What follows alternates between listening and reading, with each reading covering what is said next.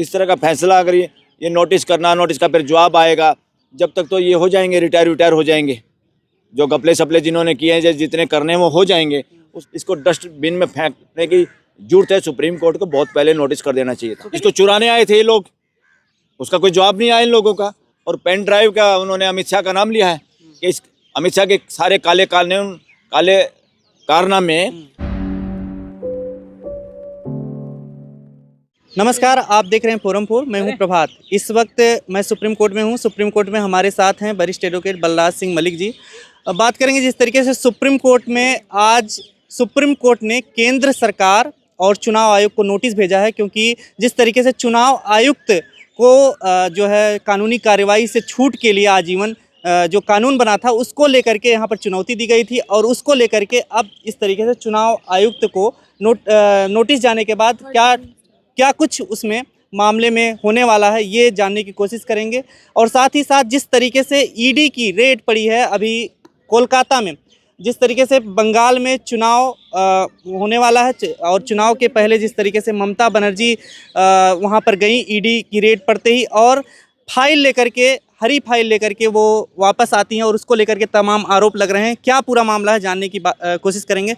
Sir, कैसे देखते हैं इस पूरी प्रक्रिया को, क्योंकि सुप्रीम कोर्ट में ईडी का मामला दोबारा पहुंचा है, कैसे देखते हैं इसको? देखो, ईडी का मामला दोबारा पहुंचा, सुप्रीम कोर्ट तय करे कि ईडी ईमानदारी से काम कर रही है या मदारी के बंदर की तरह काम कर रही है या पिंजरे के तोते की तरह काम कर रही है। और देखिए, जब तक हाई कोर्ट और सुप्रीम कोर्ट इसमें इंटरफेयर नहीं करेंगे, और पूरा देश ब्लेम लगा रहा है कि ईडी का, इनकम टैक्स का, और ये लगातार इस देश में होता रहा है, अब ज़्यादा ही हो रहा है। ये क्या है, जो भी सत्ता में होते हैं जो लोग, उनकी जिम्मेदारी तो है मानवीय व्यवस्था को अच्छी तरह चलाने के लिए, बिना भेदभाव के काम करने के लिए। शपथ भी ये सारे यही लेते हैं। मेंबर ऑफ पार्लियामेंट भी ऐसी शपथ लेते हैं। पार्लियामेंटेरियन, सीएम, पीएम, मंत्री, संतरी, जजेज जितने भी हैं इसी तरह की शपथ लेते हैं। ब्यूरोक्रेट्स भी यही शपथ लेते हैं संविधान की।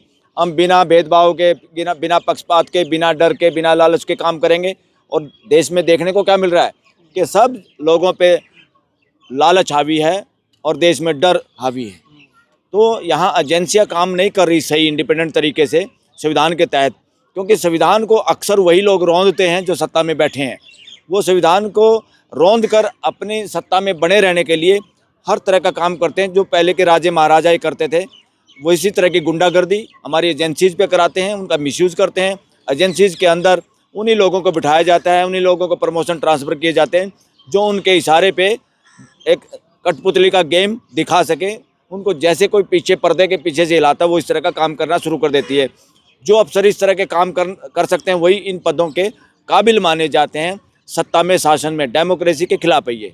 और ये जो जितना भी ईडी का हो, ईडी को देश के लोग एक तरह से पक्षपात पूर्ण एजेंसी समझते हैं ईडी को, इनकम टैक्स को। आज का जो माहौल है, लेकिन सर, आप सर्वे करेंगे तो यही पाएंगे।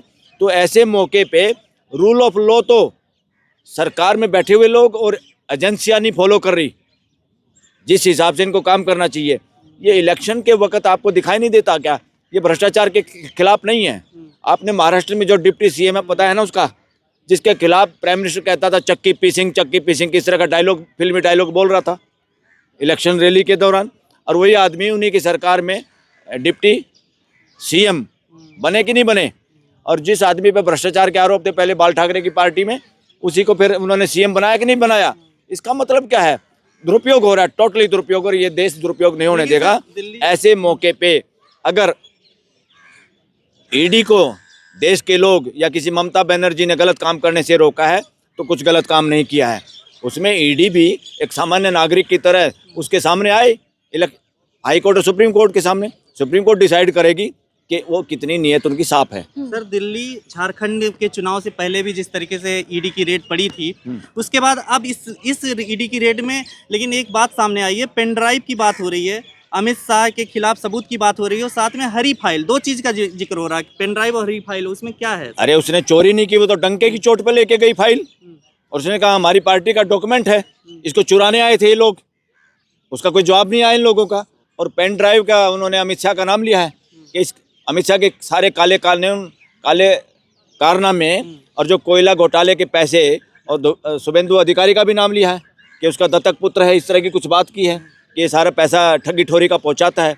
और ये देश में अब ये चीज़ें छुप के नहीं है। मैं तो कहूँ देश की जनता को खुल के बोलना भी चाहिए, और अब देश के लोग खुल के भी बोल रहे हैं कि भ्रष्टाचार के दलदल में देश की राजनीति फंस गई है। पूरा का पूरा सौदेबाजी चल रही है। कोई ठेका ऐसा नहीं जिसमें कमीशनबाजी नहीं होती, और कोई ऐसे लोग नहीं जिसमें सर्वे करोगे ये बात पाएगी, मैं सर्वे के आधार पे कह रहा हूँ, कि बीजेपी और आरएसएस को कमीशन ना जाता हो। ये सरेआम इस देश का मजाक हो रहा है, डेमोक्रेसी का मजाक हो रहा है। जेल जाने की बात कर रहे हैं कि ममता बनर्जी अब तो जेल जाएंगी। अरे जेल तो कोई भी जा सकता है। जो आदमी प्राइम मिनिस्टर, गृह मंत्री हैं, ये भी जेल में जा सकते हैं। इन्होंने जेल में जाने का रास्ता रोक दिया इलेक्शन कमिश्नर का, चीफ इलेक्शन कमिश्नर, दूसरे कमिश्नरों का, कि तुम्हें कोई भी सजा नहीं मिलेगी, ऐसा कानून बना दिया। ऐसा कानून तो अमेरिका, इंग्लैंड में भी नहीं है। वहाँ भी इलेक्शन कमिश्नर यहाँ से मजबूत डेमोक्रेसी हैं, यहाँ से कम गड़बड़ होती है वहाँ पे। यहाँ से ज़्यादा कानून व्यवस्था अच्छी है उन देशों में। और क्या ये कर दिया, देखो उसमें गड़बड़ क्या की है। सेक्शन 16 जो कि नया कानून बनाया है इलेक्शन कमिश्नरों के लिए, कि ज़िंदगी भर उन पर कोई कार्रवाई नहीं हो सकती जब तक मर नहीं लेंगे, और मरे हुए आदमी में कोई कार्रवाई नहीं होती, क्रिमिनल कार्रवाई।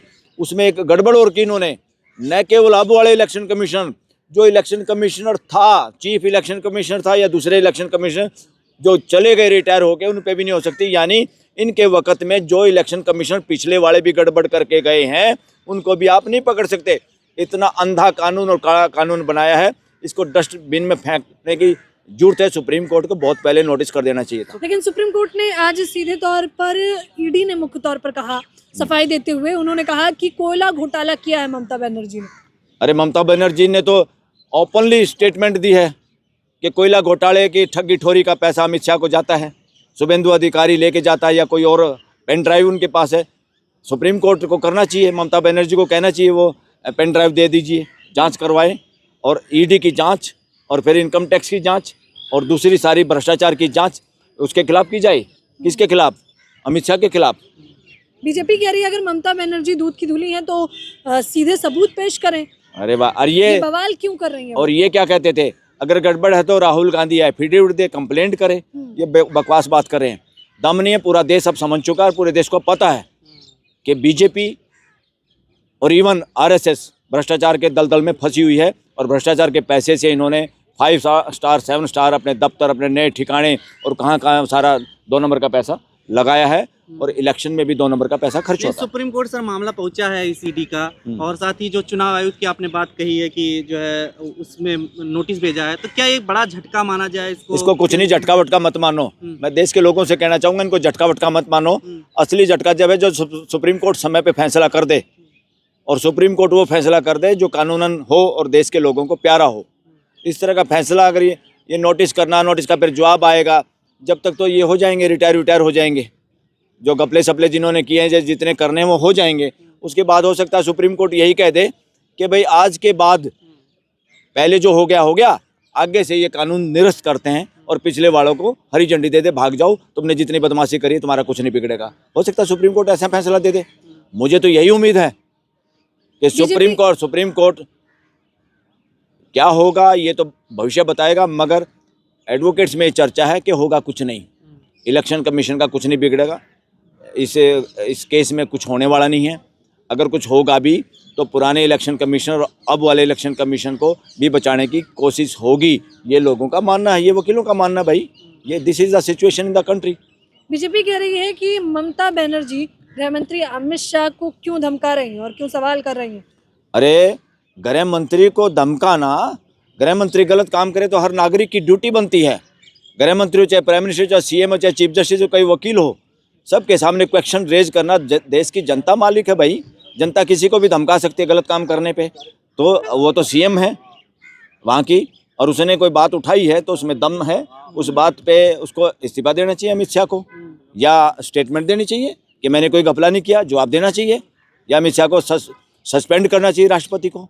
नहीं, ईडी से सुप्रीम कोर्ट में ईडी मांग कर रही है कि एफआईआर दर्ज की जाए ममता बनर्जी के खिलाफ। अरे ममता बनर्जी के खिलाफ का जो मामला है, ममता बनर्जी के खिलाफ ममता बनर्जी भी करेगी कि अमित शाह के खिलाफ किया जाए, इलेक्शन कमीशन के खिलाफ किया जाए, और जितना इवन ईडी के अधिकारियों के खिलाफ किया जाए, अगर वो कानून के हिसाब से काम नहीं कर रही तो।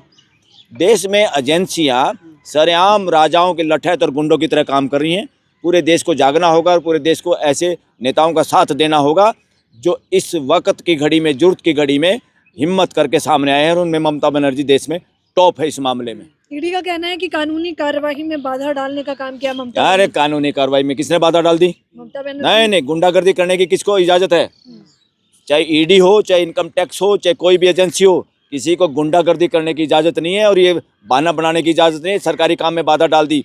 अगर सरकारी काम ही गैर संवैधानिक हो, भ्रष्टाचार पे टिका हो, किसी के मौखिक आदेश पे हो और शरारत पूर्ण हो और जिसके अंदर हिडन एजेंडा हो, तो वो उसको कानूनी बाधा नहीं मानी जाएगी।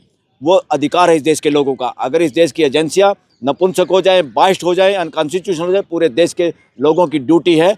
जैसे आत्मरक्षा में ड्यूटी होती ना, वैसे तो देश में पुलिस है, कानून की व्यवस्था है। अगर फिर भी किसी को कोई आदमी जान से मारने उसके घर में घुस जाए तो क्या करेगा? कानून का इंतजार करेगा, कोर्ट का इंतजार करेगा, किसी गृह मंत्री का इंतजार करेगा, या अपना लठ घुमाएगा, आत्मरक्षा में, जो कानून भी आत्मरक्षा की इजाज़त देता है। इसलिए कोई एजेंसी देश के डेमोक्रेसी की और देश के लोगों की रक्षा और आत्मरक्षा का देश के लोगों को पूरा अधिकार। क्या मंशा है फिर सर ईडी की रेड का? आखिर मंशा क्या है जब भ्रष्टाचार अरे नहीं है? पूरी मंशा वही है, चोरी चकारी मदद करना, इलेक्शन में डिमोरलाइज करना। उनके सारे डाटा अगर चुरा लिए तो क्या करेंगे वो? किसी की फाइल और डाटा चुरा लो तो तुमने तो वैसे ही हरा दिया उसको। तुम ग्राउंड में किसी को नहीं हरा तो सकते। कह रहे हैं जीते हुए हम बंगाल। अरे जीते हुए ये कहने से क्या है? अभी तो पूरा देश ही मानता तुम हर जगह जीते हुए हो चोरी चकारी से, क्योंकि इलेक्शन कमीशन के तुमने जो काला कानून बनाया है कि चाहे अब वाला इलेक्शन कमीशनर हो, चाहे पहले वाले हों, चाहे रिटायर हो गए हों, वो जब तक मर नहीं जाएंगे उनके खिलाफ कोई देश कानूनी कार्रवाई नहीं कर सकता। इससे बड़ा काला कानून कोई नहीं है। देश की जनता को इस कानून के खिलाफ खड़े हो जाना चाहिए। देश को सड़कों पे आना पड़ेगा जब ये सुधरेंगे, वरना इस मामले में पार्लियामेंट भी देशद्रोही साबित हो रही है। इस तरह का अगर कानून बना सकती है तो ये सारे के सारे मेंबर पार्लियामेंट जो इस कानून को पास कराने में शामिल हुए, एक नंबर के देशद्रोही आदमी हैं, वरना इस तरह का कानून पास करने में अपना सहयोग नहीं करना चाहिए था उनको। चुनाव से ठीक पहले पश्चिम बंगाल की ईडी की इस प्रकार से छापेमारी होती है और चुनाव आयुक्त और चुनाव आयोग दोनों ही सोया हुआ है। अरे ये कहाँ सोए हुए हैं? ये तो वो काम कर रहे हैं जो इनको बताया जाता है। चुनाव आयोग और चुनाव आयुक्त इंडिपेंडेंट नहीं है, वो मोहरे की तरह काम कर रहे हैं। ये कितनी बार बुलवाओगे पूरा देश को? अब तो पता है, अब तो पूरे देश को गली गली में बोलना चाहिए ये नारा, पूरा नारा ये बोलने की जरूरत है देश को। कोई विश्वास नहीं है चुनाव आयोग पर, देश के वकीलों को और देश के लोगों को। ये सब गड़बड़ हो रही है और कानून की आड़ लेके, न्यायालयों की आड़ लेके भी ये लोग अपना उल्लू सीधा कर रहे हैं। इसीलिए देश के लोगों को नज़र रखनी चाहिए सुप्रीम कोर्ट पे, हाई कोर्ट्सों पे, उनके चीफ जस्टिस और जजों पे, कौन क्या फैसला कर रहा है। कहीं नोटिस के बहाने लिपापोती तो नहीं हो रही। ये देश को जानने का अधिकार है और देश को बोलने का अधिकार है। इसलिए मेरी विनती है देश के लोगों से कि खाली नोटिस से दे के खुश ना हो जाओ। नोटिस बहुत होते हैं यहाँ पर, और नोटिस दे के लंबा समय दिया जाता है, मिलता है कई बार सरकारी सिस्टम को, और जब तक वो जो करना चाहते हो कर चुके होते हैं, फिर सांप निकल जाए और लकीर को पीटते रहो, उससे कोई फ़ायदा नहीं होगा। इसलिए देश की हाई कोर्ट, सुप्रीम कोर्ट को समय पे ऐसे केसों की सुनवाई और तुरंत फैसला करने की हिम्मत और जिगरा दिखाना होगा देश के सामने। खबरों में बने रहने के लिए फोरम 4 को सब्सक्राइब करें और नोटिफिकेशन पाने के लिए बेल आइकन दबाएं।